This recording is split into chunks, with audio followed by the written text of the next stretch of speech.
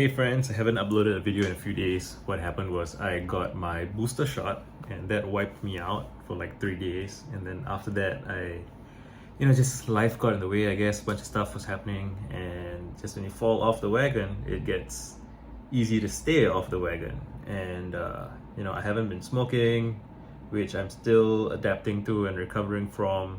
I think I'm in a pretty good place. I'm pretty confident that I am going to stick with not smoking, at least for the foreseeable next 3 months, 6 months, a year, right?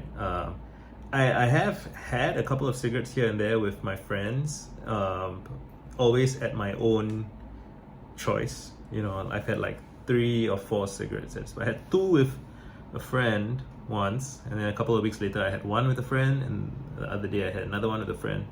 And each time so it's been about 50-60 days ish since I made the decision to not be a smoker anymore. And it's not perfect, but if you go by 60 days, in the last 60 days I've smoked 4 cigarettes. In the 60 days before that I smoked about 8 plus a day. 8 times 60, like 500 plus cigarettes. So it's like a 99% reduction, which I will take as a win. And nevertheless, I found myself having some intrusive thoughts. Like it's a part of my brain. It's like, go buy cigarettes, it'll clear your head, it'll make you feel less bleary-eyed all the time, less tired all the time.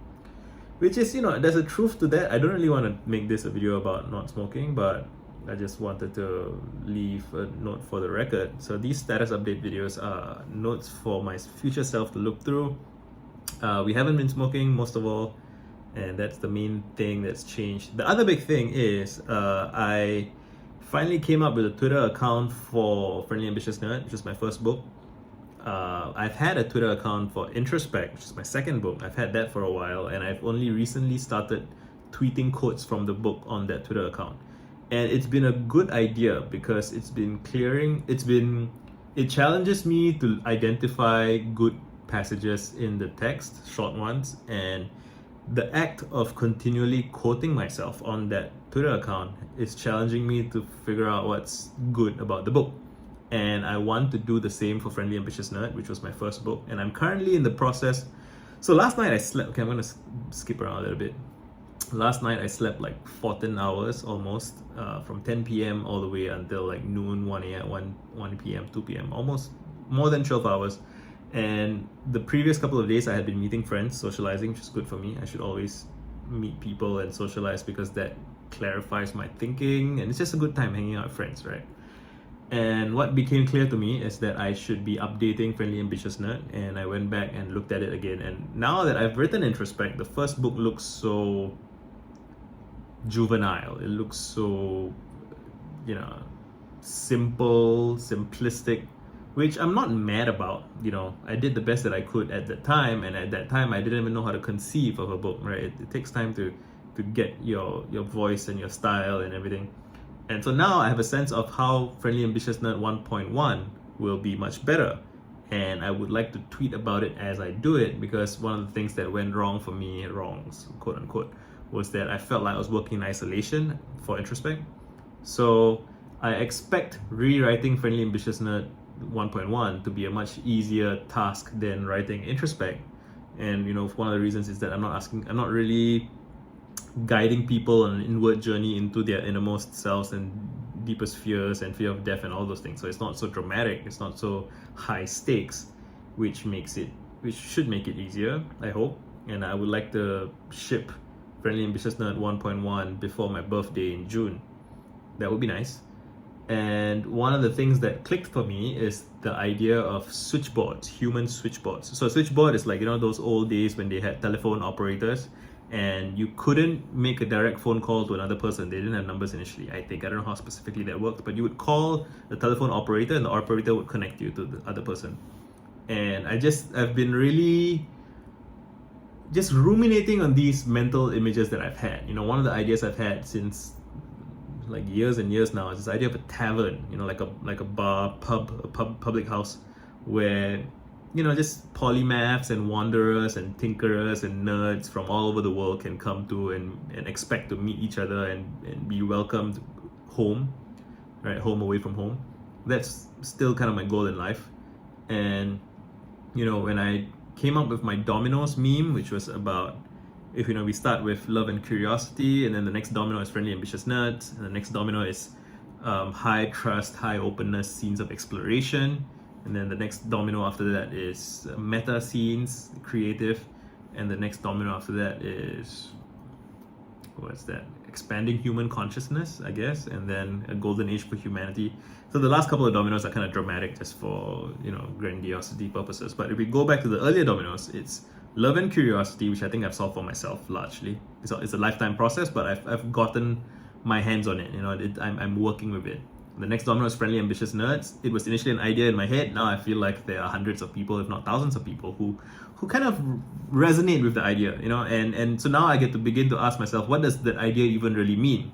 Who is a friendly ambitious nerd, right? And I think there's this cultural idea, like this kind of broader, like how some people are like culturally Catholic, culturally Buddhist or whatever. You don't really practice, but you just, I'm not saying that friendly ambitious nerd is a religion, but it's a way of being. It's a bunch of ideas and values and perspectives, high openness, nerdiness, geeking out in public, encouraging each other, being very positive sum, encouraging, like there's all these good vibes, right? If you've been following my YouTube channel, you get a sense of the vibes of what friendly ambitious nerd is. And those are the cultural vibes, right? But it's not the core critical thing that I have in mind. The core critical thing that I have in mind is, so the words friendly, ambitious, and nerd are all kind of, that when I wrote the book, I made a deliberate choice to use those words to evoke a vague picture, but I do have a very precise thing in mind, which is, but I didn't know how to articulate it, and how I'm currently articulating it is the idea of switchboard operators. So, and not every ambitious nerd needs to be a switchboard operator, right? So I'm talking about a very specific subset of friendly ambitious nerds, which is people like Erasmus, people like Marin Mersenne, people who function as connectors, super connectors, right? And I want to reread Malcolm Gladwell's Tipping Point. I know that Gladwell isn't very fashionable anymore, like people think of him as a charlatan or whatever, but I feel that the perspectives put forward in the Tipping Point are still relevant and interesting, and you can dig into the research and then rewrite the stuff from scratch in a way that isn't tarnished by association or whatever. I do believe that social graphs are not evenly distributed. That should be obvious, right? Some people are much more influential than others. Some people are bridge nodes between different clusters. And one of the things I want to do with Friendly Ambitious Nerd and with my life's work is to build a network of bridge nodes. Bridge nodes meaning people who bridge different clusters, to build a network of those clusters. So I'm going to be like the patient zero, or like the router at the center of all the bridge nodes. I'm going to connect all the bridge nodes to each other so that anybody in any of their networks who needs help from anybody else from any of the networks can put a request or just say I need help with something, and then people can refer them to me, and I can refer them to other people. I don't want to make money from this. I don't want to, I'm doing this pro bono, right? I'm doing this as a volunteer. I just want to see the world be an awesome place. And so my Twitter account is now, my Friendly Ambitious Nerd Twitter account is now called Fan Switchboard, twitter.com/FAN Switchboard. And I'm going to rewrite Friendly Ambitious Nerd version 1.1 on that Twitter account in Google Docs, whatever, and then I'll update the ebook. I'll write some blog posts, Substack posts about it. I also have a Substack that I just created that, this is now like my third Substack. It's called 0xSB, which stands for 0x means like hexadecimal stuff. Cyber Garuda, zeroth point of view. I got a whole backstory for that. And Switchboard, again, is what I'm just saying. So 0xSB is going to be my Switchboard blog, which I don't know if I'm going to be active on anytime soon, but I am optimistic. I have been wanting to come up with something for a long time. I think that will be it.